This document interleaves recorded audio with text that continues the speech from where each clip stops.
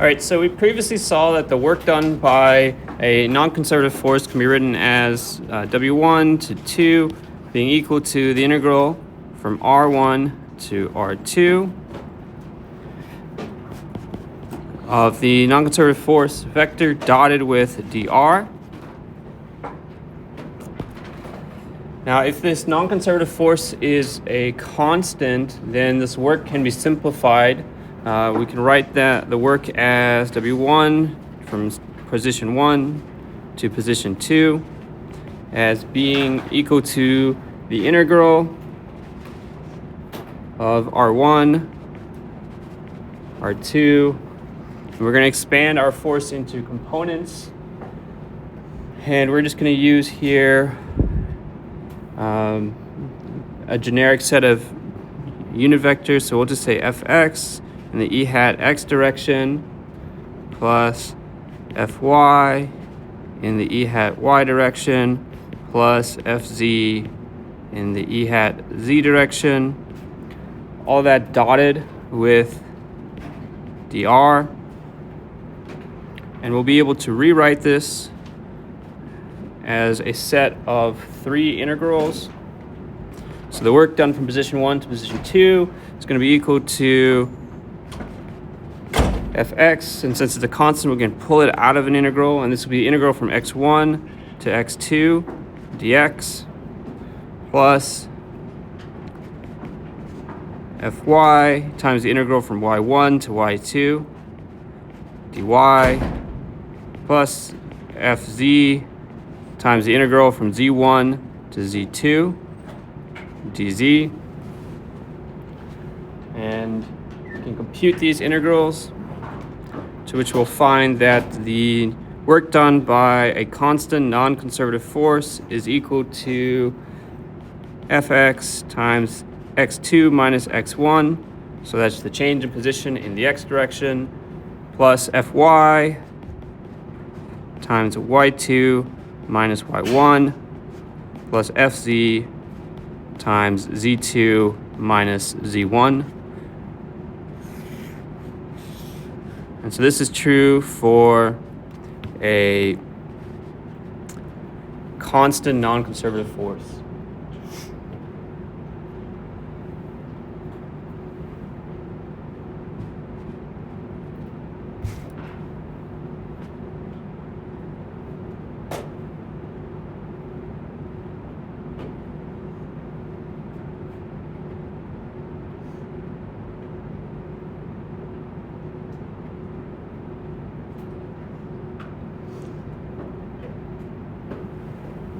All right, otherwise, we can convert this spatial integral, the one in equation 19, into an integral with respect to time. So we'll start by writing out just the work that we've already seen. So W1 to 2 equal to the integral from R1 to R2 of f and c dotted with dr.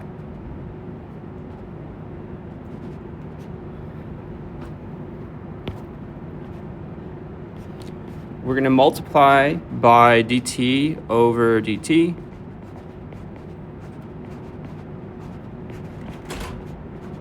Which is equivalent to multiplying by 1, so we'll multiply both sides by this.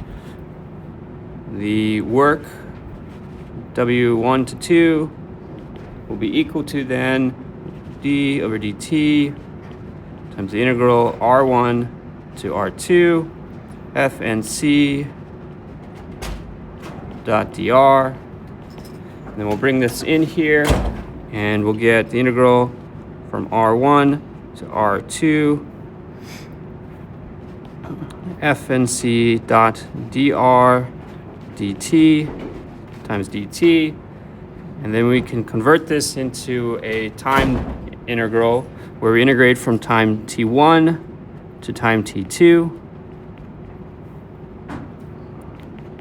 of the non-conservative force dotted with the velocity vector r dot dt. such that the work done by a non-conservative force that depends on time will be equal to the integral from t1 to t2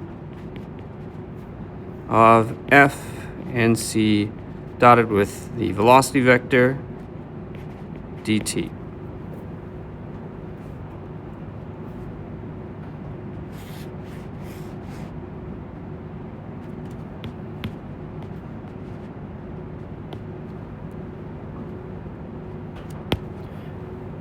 And what is inside of this integral is known as the power. So this inside this integral is called power, and the power produced by the force, or P of t, is equal to F and C dotted with the velocity, or r dot.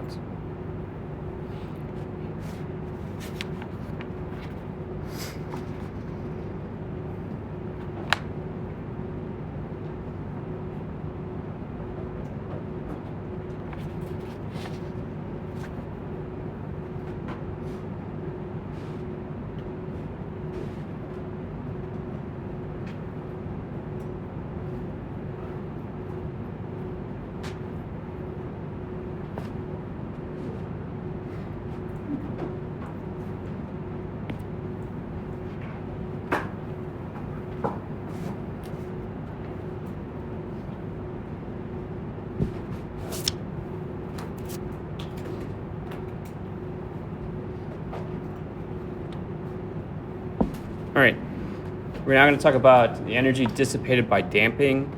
And so in general, a damper is just an element, a mechanical element that acts to remove or dissipate energy from a system. A very common damper is that of a viscous damper, shown here. This is the schematic symbol we use to represent one of these things. It's a piston inside of a cylinder filled with some type of viscous fluid, like an oil. And then the idea is that the piston moves back and forth, and this then dissipates energy through converting mechanical or motion into heat. Damper has a constant C shown here, which has units of force divided by velocity, or Newton seconds per meter. Force for the damper shown above here, first of all, it's non-conservative because it acts to remove energy from the system or dissipate that energy. And it is given as, we'll write the force acting on the left side, FD1 of T will be equal to minus C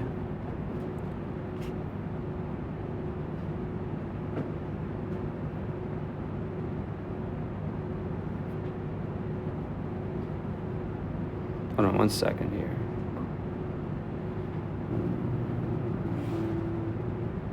Okay, minus C x1 dot minus x2 dot, or you can write this as C x dot 2 minus x dot 1. And the way the force is drawn with the arrow pointing to the right there corresponds to that one right there.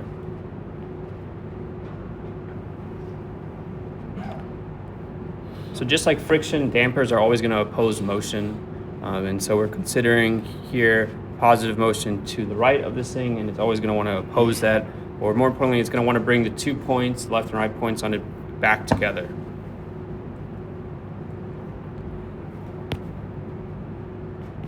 Damping force on the other side then is going to be equal to minus C x2 dot minus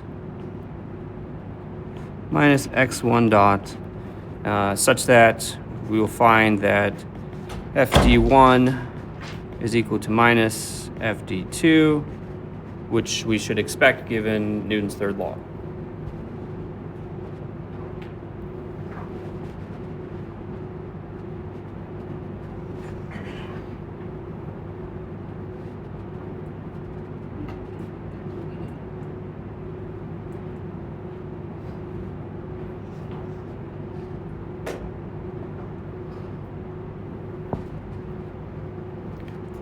All right, we're now going to go and compute the work done by by a viscous damper. We'll start off with the spatial form, and then we'll go and convert this into time form, and then we'll end up leaving it as a time integral. So we'll start off with the work done from 1 to 2 is equal to the integral. We're going to say x11, so this is position, or this is position of the left side at the first time, and then we'll have an x12 here, so this will be position of the left side at time 2. Of minus c x1 dot minus x2 dot. That's going to act in our I direction, dotted with dx1 in the I direction, plus integral of x21, x22 times minus c x dot 2 minus x dot 1, also in the I direction, this case dotted with dx2 in the I direction.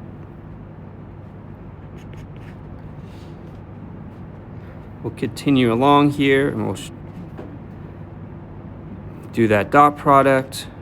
We'll then get the integral from x11 to x12 of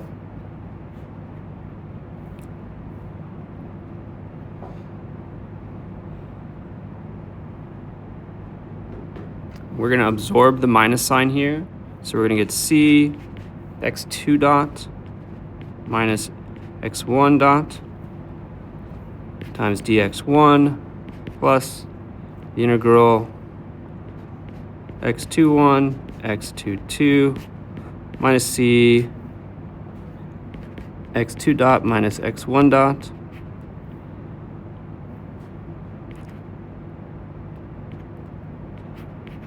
dx2. We're now going to convert this into a time integral.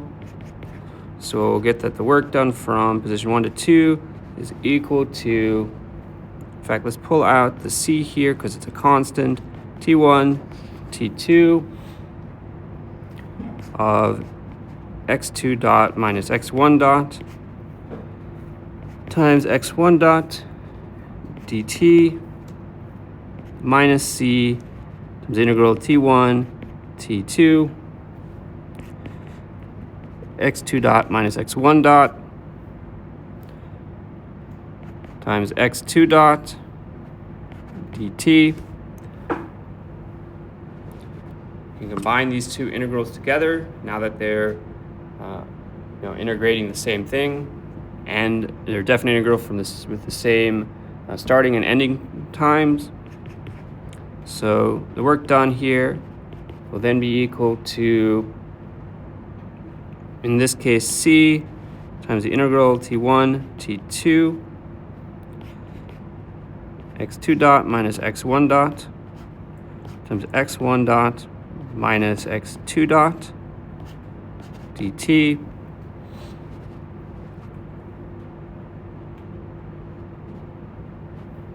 and then we're going to pull out a minus sign from that, and we will find that the work done by the non-conservative damping force is minus c times the integral from t1 to t2 of x2 dot minus x1 dot quantity squared dt, and this is the energy that is dissipated by the system.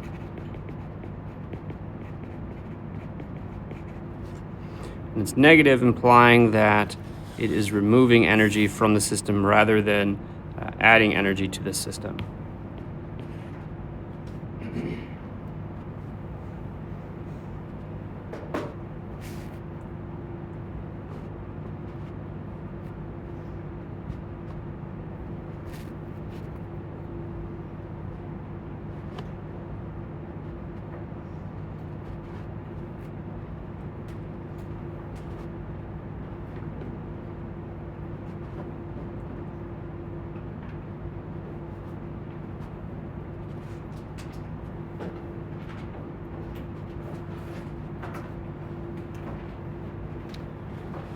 All right, we're going to talk about friction next, and that will be the last thing we cover in the lecture portion for today. So like we said before, friction is a non-conservative force. In fact, it's another dissipative force. It acts to remove energy from the system. We're going to consider here general friction, not necessarily friction due to gravity. And so we'll consider two objects, or two particles, at least in this case, sliding against each other. And we're going to consider that with some type of oscillation is involved as well.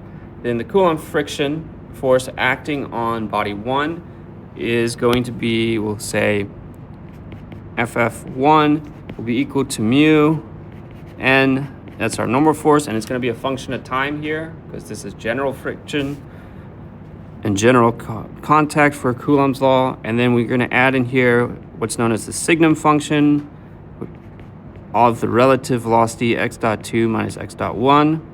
We'll come back to what that is in a moment. And then on body 2, we're going to have the opposite of that. So we'll have FF2 equal to minus mu n of t times the signum, or the sine of x dot 2 minus x dot 1.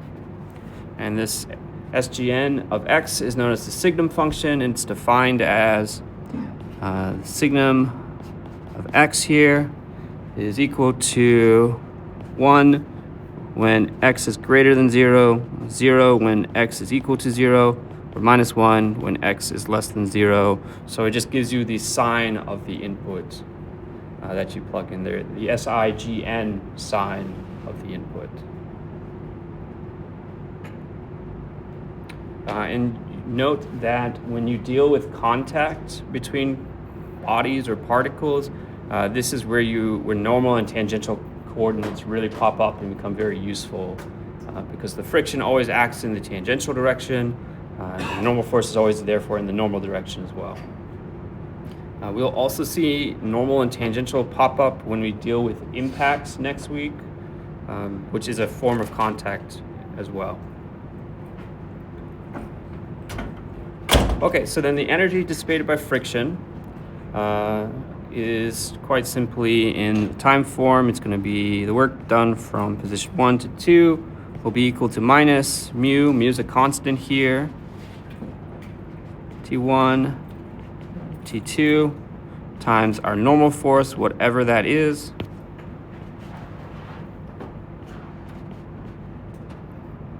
And that should be x2 dot minus x1 dot times the signum of x dot minus x1 dot dt.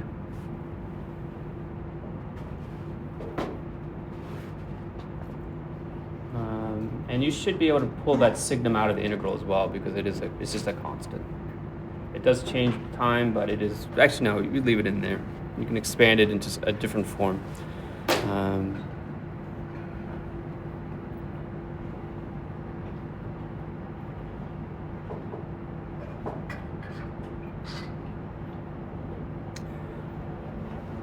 Okay, that covers everything for the lecture.